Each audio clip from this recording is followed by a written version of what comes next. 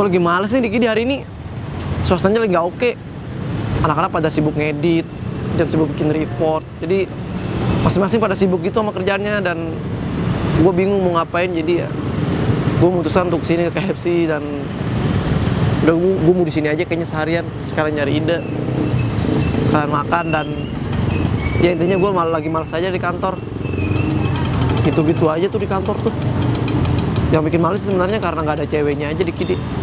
Di Kidi tuh butuh cewek. Cowok semua bikin males di Kidi lama-lama. Enggak sih, gue bohong, tapi kalau hari ini gue emang lagi bosan aja di kantor. Jadinya gue ke sini aja. Kayaknya gue mau nyari ide di sini aja. Karena anak-anak di Kidi juga pada kesini kalau lapar. Gue 3 jam di sini nggak nemu ide dan gue malah menghabiskan ini. Gue malah habis makan banyak. Jadinya gue kenyang dan akhirnya gue nggak bisa mikir.